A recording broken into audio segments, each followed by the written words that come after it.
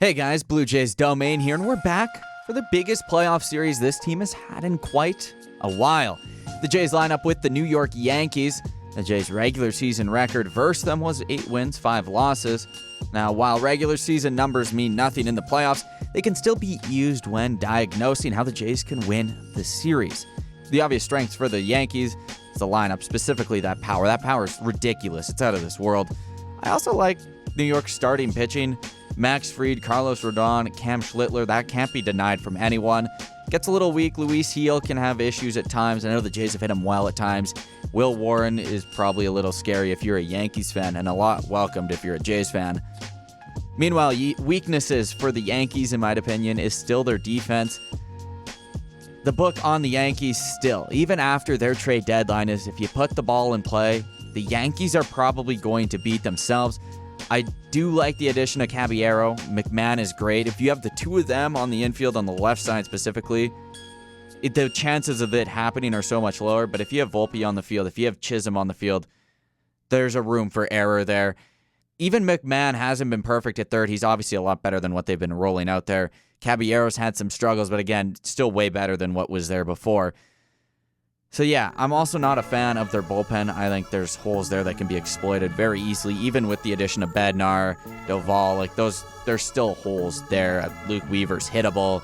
Devin Williams has looked good in the playoffs. I'll give him that, but there's still things there that the Jays can take from. But before we go any further, be sure to subscribe if you guys are brand new.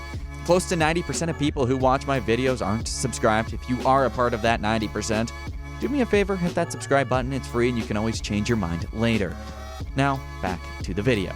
The pitching matchups are always the number one thing people look at. Now, at the time of this recording, we don't know the full matchups, but we do know this. Luis Heel will face off against Kevin Gausman to open the series. That should favor Toronto. After that, it's kind of a crapshoot, but here's my best guess at what's going to go. We do know Max Fried goes game 2. I would guess Shane Bieber opposes him. Then it'd be Carlos Rodon versus Trey Savage in game 3 in New York. And then if needed, it will be needed, in game 4, it'll be Cam Schlittler versus Chris Bassett. One fun scenario I do see the Jays maybe running is maybe a piggyback of Trey Savage and Eric Lauer in game 2. This pushes Bieber back to Yankee Stadium while allowing Savage to pitch in Toronto, where he is, let's be real, he's more comfortable in Toronto than he would be in Yankee Stadium. But it's a gutsy move having your number 2 starter be Trey Savage, who's only had 3 major league starts.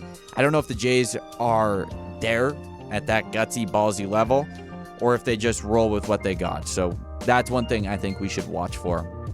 There's an obvious advantage with game 1, in my opinion, but without knowing for sure what the rest of the pitching matchups are, it's hard to say anything about the rest.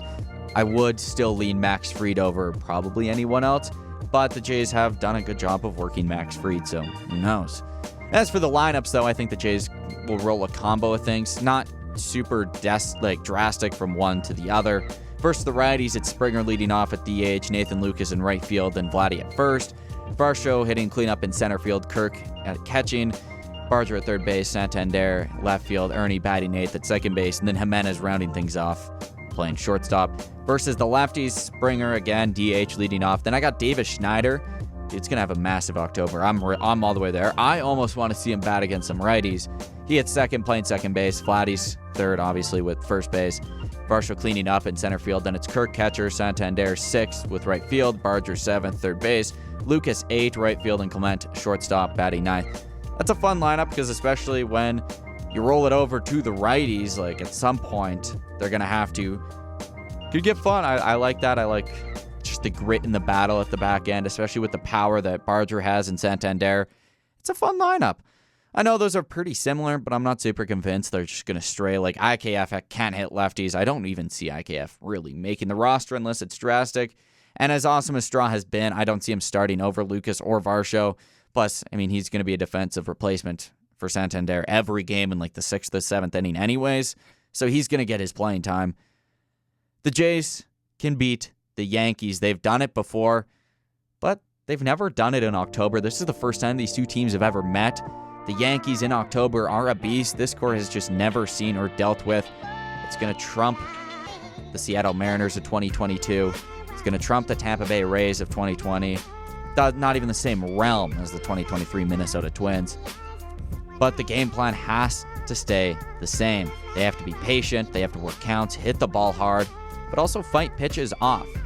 They have to stay the course. They cannot stray from who they are, because if you change your identity in October, you're going to lose in October. Guys like Springer, Vladdy, Schneider, Barger, Varsho, and Santander can continue to sell out on their pitch because they have the power to send it. Meanwhile, guys like Lucas, Ernie, Jimenez, Kirk, they're going to have to be scrappy. I know Kirk put on a power performance to win the division. That's still not his game. His game is gaps. He's going to hit gap shots. He's got to be scrappy, just like the rest of those guys. Grind out the ABs, have 6, 7, 8, 9 pitch ABs, get into the bullpen early, drain their guys, make it a nightmare for a pitcher to stand on the mound when you guys are in the box. And when they get a mistake, they have to capitalize on it. Mistakes in the regular season don't happen often. They happen even less in October. Major key for the Jays is capitalizing and making the big inning. The Jays have struggled with that. They do not, as great as this offense has been, they do struggle to get that big inning going across. They can't leave 2 men on in scoring position and only cash in 1. Contenders and the Yankees will find a way to score both, to put up a big inning, to turn a 1 into a 5. The Jays have to find a way to do that. If they want to win this series, the Jays also have to keep the ball in the park. Pitchers cannot be giving up the long ball. Their starters were notorious for it. That ends tomorrow, today. That ends today. This is uploaded on Saturday. That ends today. The Yankees hit home runs. If the Yankees don't hit home runs, their offense is a little colder. You beat the Yankees by not allowing them to hit home runs. The Jays have to take advantage of Judge's willingness to chase in October, the potential nerves of young guys like Rice and Schlittler. Although Schlittler did look good in Game 3, and Rice against righties has been, I don't know, scary. But at the end of the day, this is the biggest series this group has ever played in. It's not even close. There's nothing that comes to this series. This is the biggest series. It's up to the big dogs to get it done. Vladdy needs to have his moment. Have your $500 million moment this series. Springer has to channel that World Series MVP, the one that we signed him to be. He's done it this regular season. It has to continue in the postseason. Gausman and Bieber need to find that Cy Young form. It's there. They've both looked really good, and it needs to just up another level, man. They need to be the best. They need to be aces. And Jeff Hoffman, for all that is holy, you cannot blow a ball game by not throwing strikes. You have to find the zone. In the end, the Jays can beat New York. They'll have to make it ugly, but they can beat them. My prediction for this series is Blue Jays in 4. Maybe it's the eternal optimist in me, but something about this Jays team just feels different. I feel hope with this team, and I've never felt that really with this core in a while. Anyways, we'll catch you in the next video, whether that's an ALCS preview or a look at what the Jays need to do after being eliminated. I really hope it's not that one. I'd rather do an ALCS preview. Be sure to leave a like. It means a lot to me. It shows your support on these videos. Be sure to subscribe. Cheer hard for the Blue Jays. This is going to be a hell of a week. We'll catch you on the next video. Peace.